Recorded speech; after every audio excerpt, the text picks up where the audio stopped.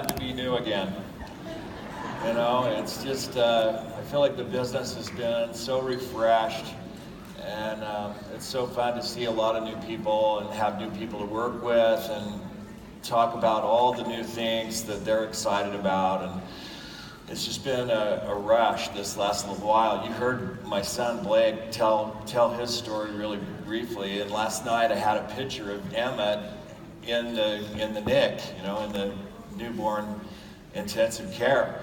And that's like the reason that slide was there. It was a pivotal moment for me, really. I just, realized that a lot of stuff's changed.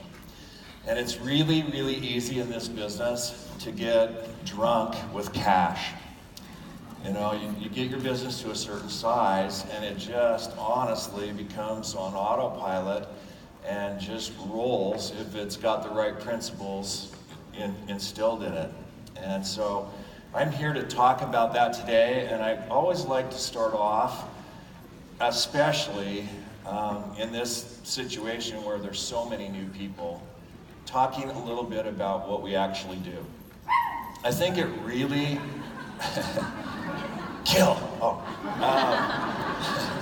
I think it really matters to get the semantics right, get the language right. And it's our responsibility really to do that. So the industry that we belong to is direct selling. That's the industry. There is no network marketing industry. It doesn't exist. It's not an industry. And anybody who uses that languaging is confused about what we do. Don't buy their book, don't buy their tape, and don't go to their training, because they don't get it. They don't understand. It's not accurate, right? We direct sell.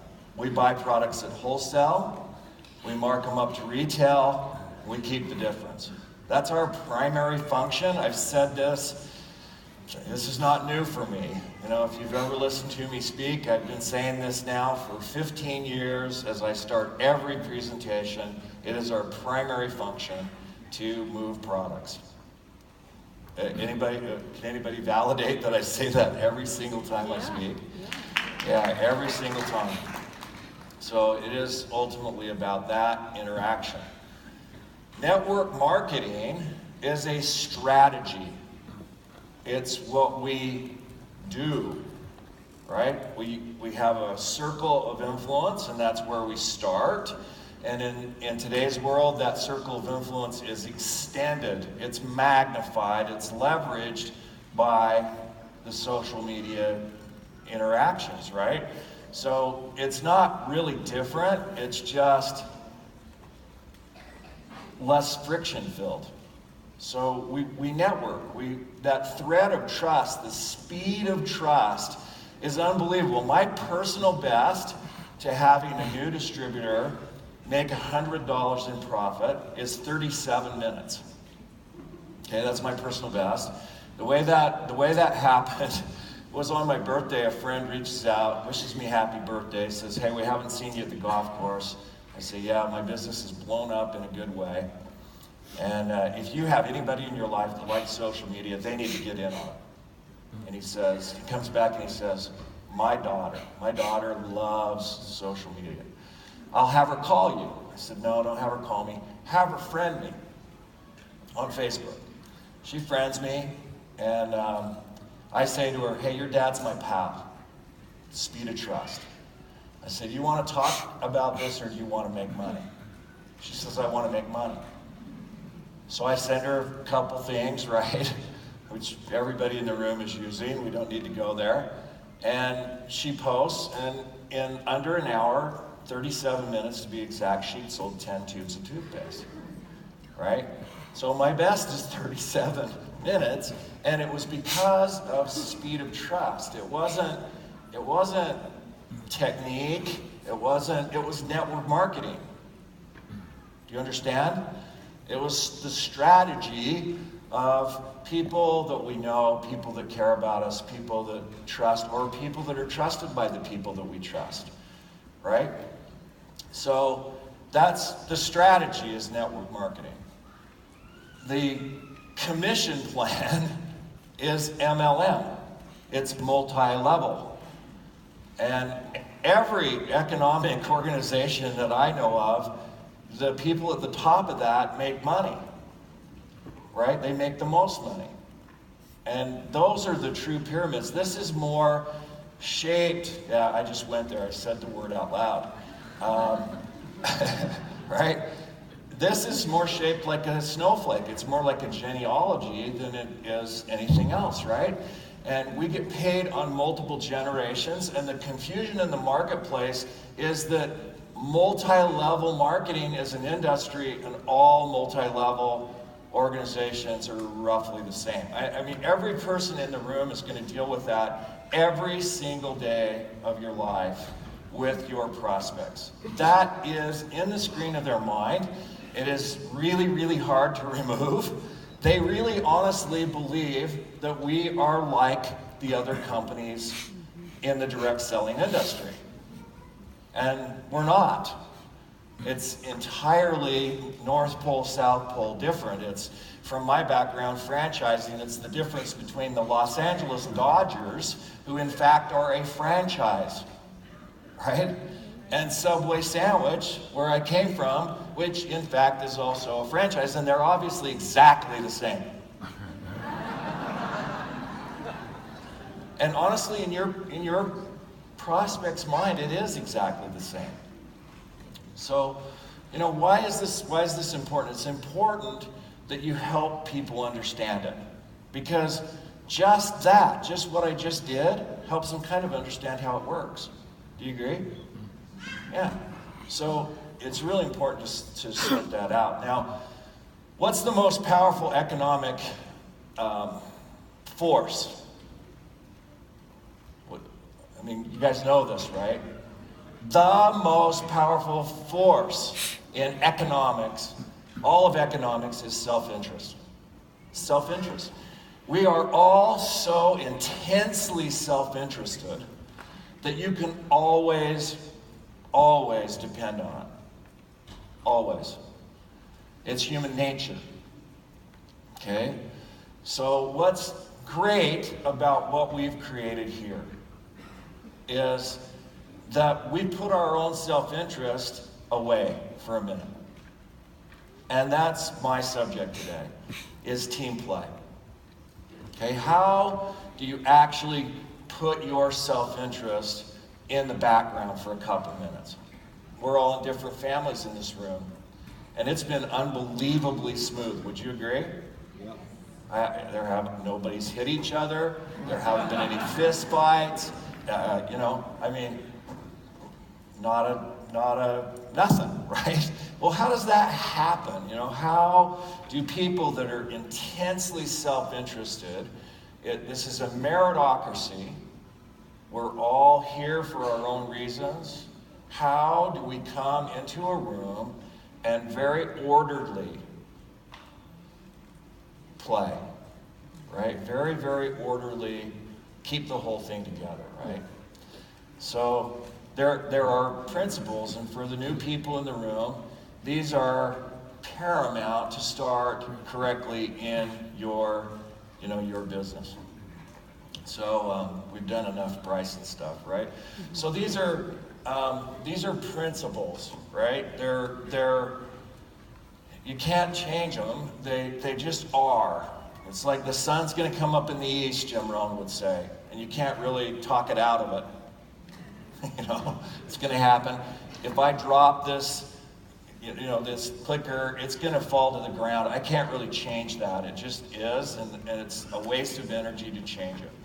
So the first of these principles, and I'll figure out which slide I'm on, is duplication, and you've heard it thrown around, right?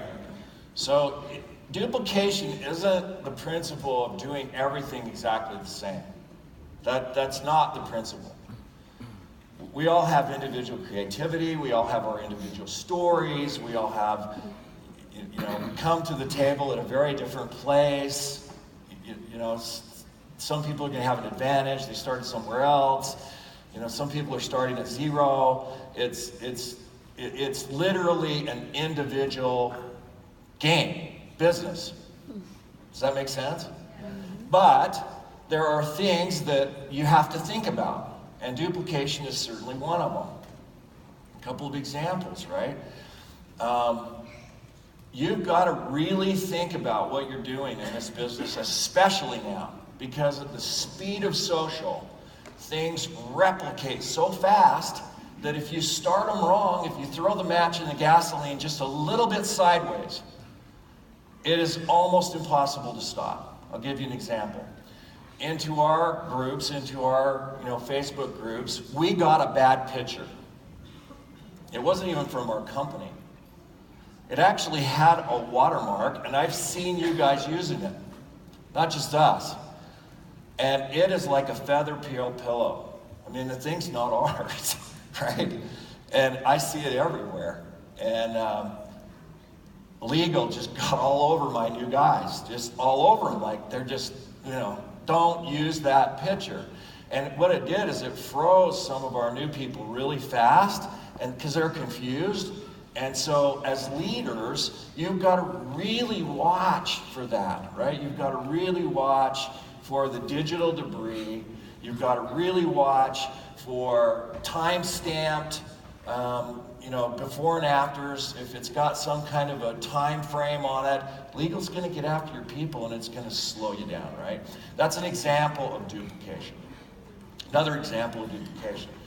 We're signing somebody up in Australia, and I had kind of gotten involved to do some international coaching, and I'd actually gone in on the join link, and I'd copied the link, and I messaged it to a new girl.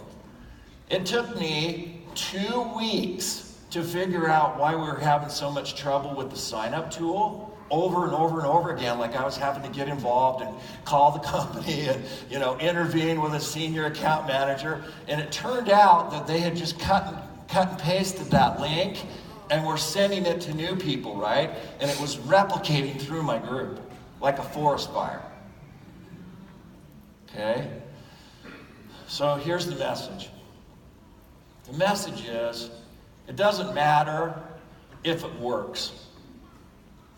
That's not the issue with duplication.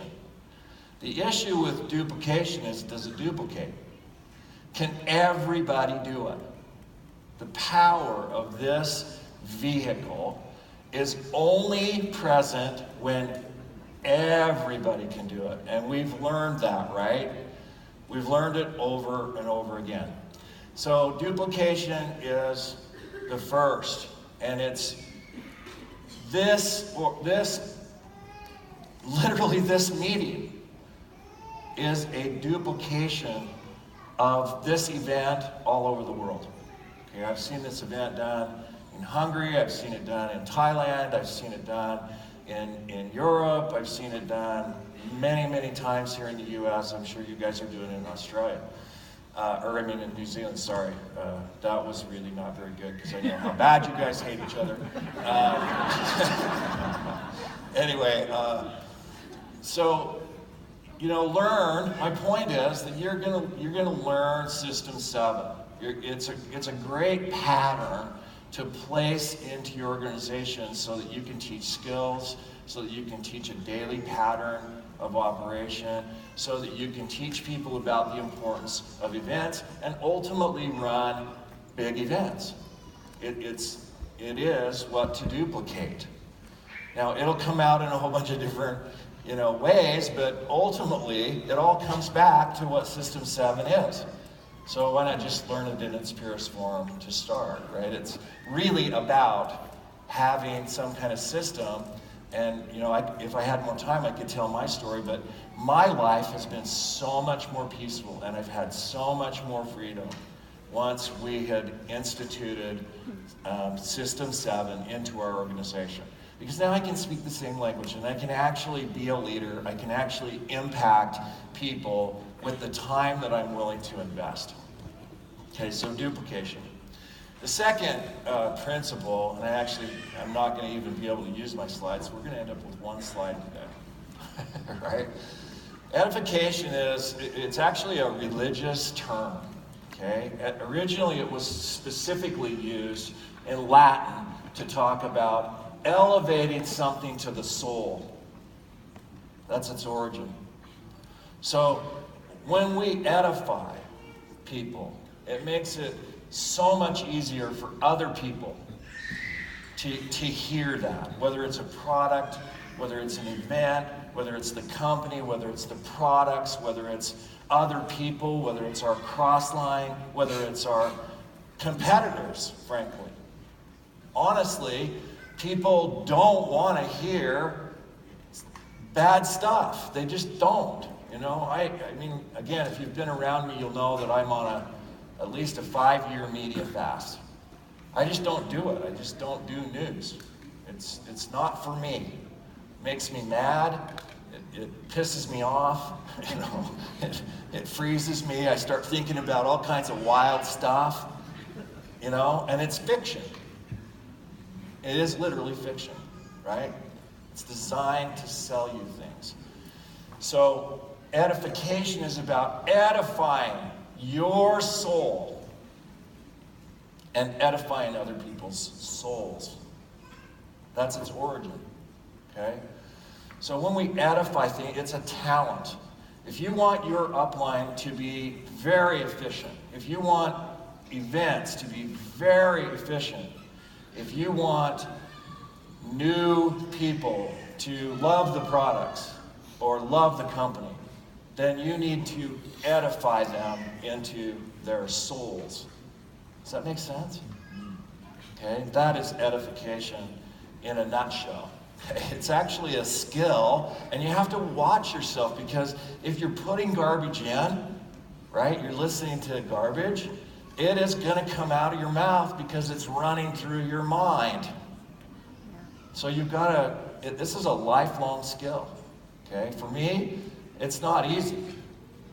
Right? Because I'm wired as a smart ass, right? I mean, I'm just wired that way. And I like it. So, you know, I have fun with it. That's the way I'm wired. So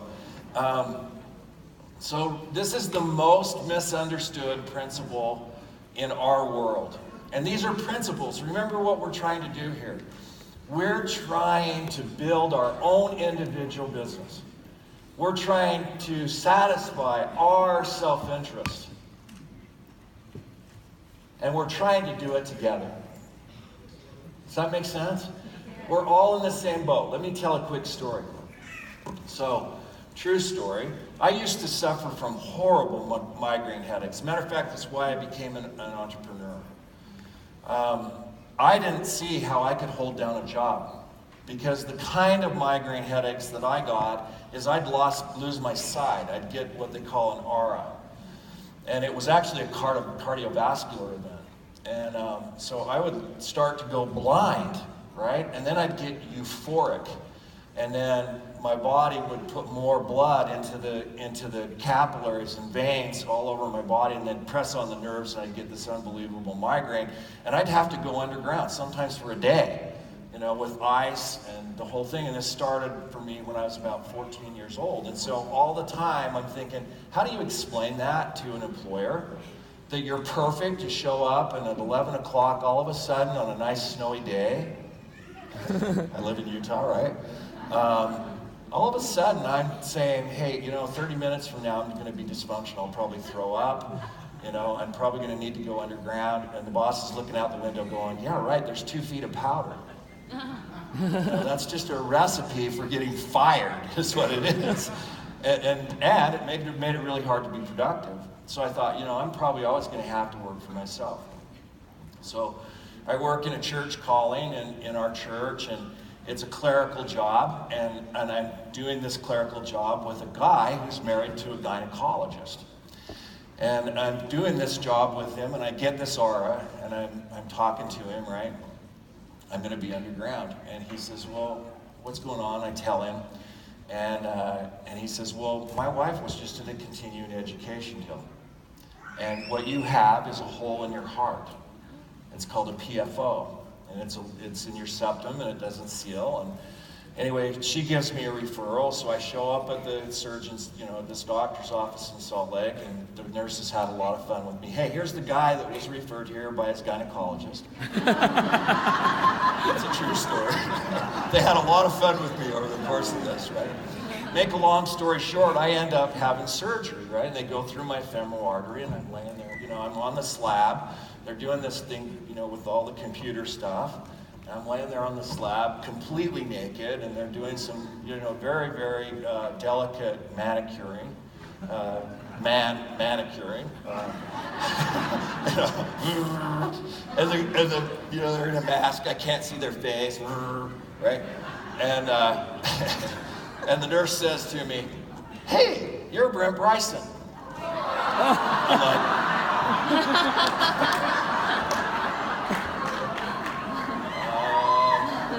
yeah, I am actually. And she says, "Hey, I'm a Ruby and Joe Rawls downline." And she says, our business is kind of stalled out. And, while I brought you here, can you give me some coaching?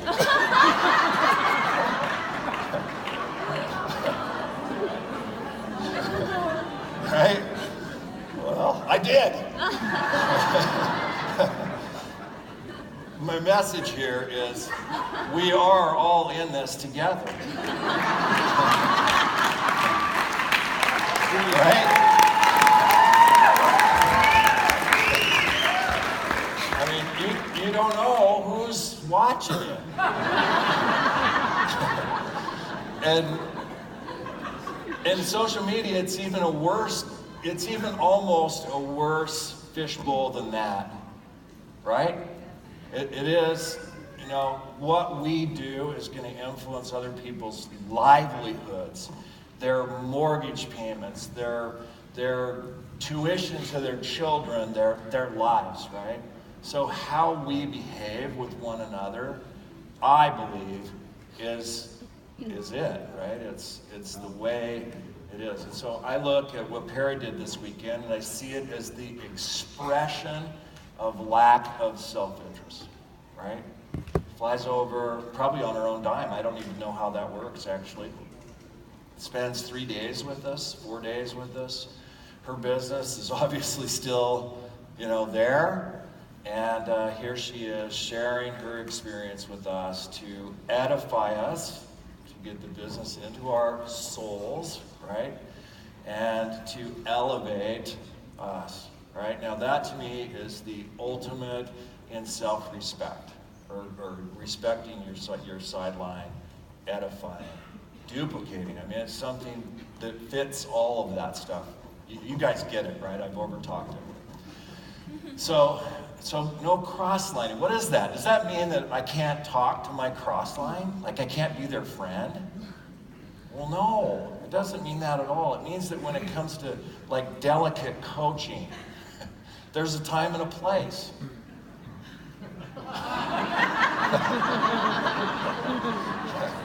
And that place isn't at the back of an event. That place isn't on a phone call with somebody else's distributor. That should be referred back to an organization, right? It should be done here in an event. That's what these events are for, right? Is to hear from each other. Now, no cross-lining for me, too, and I have great experience with this. I have great examples in my organization of how devastating respecting your cross-line can be. In my mind, the ultimate unexpression of it is the pity party. And not just the pity party in the business. It's the pity party in life. Guess what? I can go through with the microphone right now in every single one of your lives, and there's pain. What I know about you is that you have aging parents, you have kids who are struggling, you have, family that you're worried about, you have stuff. True? Yeah. Every one of you. Leave it at the door. Don't make it about you. Does that make sense? Yeah, don't, make a friend at somebody else's business and then dump your stuff on them and expect them to, be a counselor. Hire one. Really. So, keep it to yourself. I mean, it's not easy. I'm guilty. For sure. but it's an adjustment, right? We're all a progress. We're all working on it. So, nothing behind the scenes, checks and stuff. I love that we can talk about volumes in this environment and numbers of new distributors, and I love that. That's not really what we're talking about. It's a different expression, where you actually get in there and dig into your business, right? And kind of wreck somebody's attitude with it. That's what you're not doing. Respect other people's business, right? So, last one, I got 13 seconds.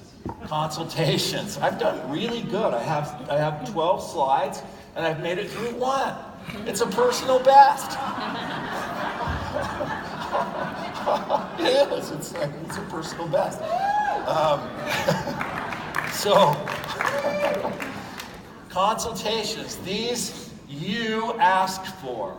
Okay, now think about, I had a situation with, I'm not going to tell the story, but your upline, okay, people here and there, even at the gold level, you're dealing with hundreds of people, and sometimes very, very part-time. If you have something that you need to talk about with your upline, ask. It's your business, right? The most powerful economic force is self-interest. It says on the distributor agreement, it says independent distributor. That's what it says. It doesn't say dependent distributor. It doesn't say employee. It doesn't say, hey, call me. Oh, yeah. So I'm going to look into my organization and I'm going to call everybody. This decade. Right? You understand? You're going to get to that when? So if you need that, ask. It's something that you need to ask for. And that's a consultation. A consultation is to look at your business, figure out where it is, set some goals, and go the direction you want to go. That's what a consultation is. So those are the 4 principles, and hopefully they were delivered in a way that you'll remember. Hopefully, right? Okay, thank you.